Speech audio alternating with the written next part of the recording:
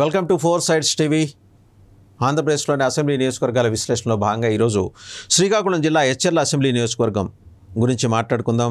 సిగడాం, లావేరు, రణస్థలం, ఎచ్చెర్ల ఈ 4 మండలాలు ఇందులో ఉన్నాయి. 309 పోలీస్ స్టేషన్లు ఉంటే మొత్తం ఓటర్లు 2,32,000 ఉన్నారు. అందులో మేల్ ఓటర్స్ 1,21,000, ఫిమేల్ 1,17,000, కొంచెం ఎక్కువ ఉన్నారు మేల్ ఓటర్స్.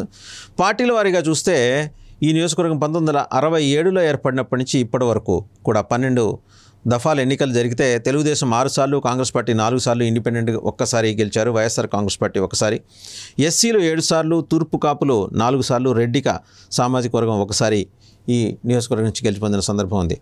1967లో ఎస్ఏ నాయుడు గారు కాంగ్రెస్ పార్టీ నుంచి గెలిచారు, తూర్పు కాపు సామాజిక వర్గం. 1972లో బర్లాడ హరియప్పుడు గారు ఇండిపెండెంట్గా గెలిచారు, రెడ్డిక సామాజిక వర్గం. 78లో కొత్తపల్లి నర్సయ్య గారు కాంగ్రెస్ పార్టీ నుంచి ఎస్సీ సామాజిక వర్గం. ఇక 1983, 85, 89, 94, 1999 ఈ 5 సందర్భాల్లోనూ కూడా కావలి ప్రతిభాభారతి గారు, ఎస్సీ సామాజిక వర్గానికి చెందిన కావలి ప్రతిభాభారతి గారు తెలుగుదేశం అభ్యర్థిగా గెలిచారు, రికార్డు సృష్టించారు, స్పీకర్గా పనిచేశారు.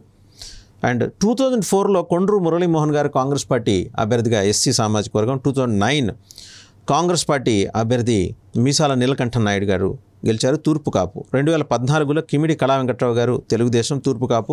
2019లో గొర్లే కిరణ్ కుమార్ గారు వైఎస్ఆర్ కాంగ్రెస్ పార్టీ, తూర్పు కాపు సామాజిక వర్గం నుంచి గెలిచారు.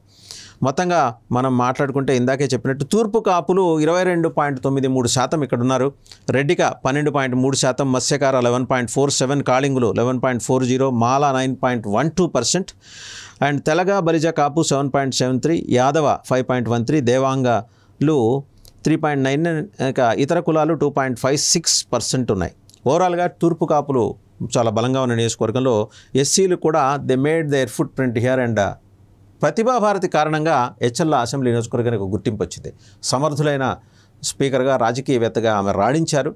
సో ఈ నియోజకవర్గంలో ఆల్రెడీ 2019లో వైఎస్ఆర్సీపీ గెలిచింది. ఈసారి కూడా దాన్ని రీటైన్ చేసుకోవడానికి వైఎస్ఆర్సీపీ పట్టుదలతో ఉంది. మరి కిమిడి కళా వెంకట్రావు గారికి ఇస్తారా టికెట్, తెలుగుదేశం నుంచి వేరే వారికి మారుస్తారా, వారి కుమారుడికి ఇస్తారా అనే దాని మీద ఇంకా సందిగ్ధత నెలకొనలేదు. మరో పక్క ఈ నియోజకవర్గం మీద కూడా జనసేన పట్టుదలతో ఉంది టికెట్ కోసం.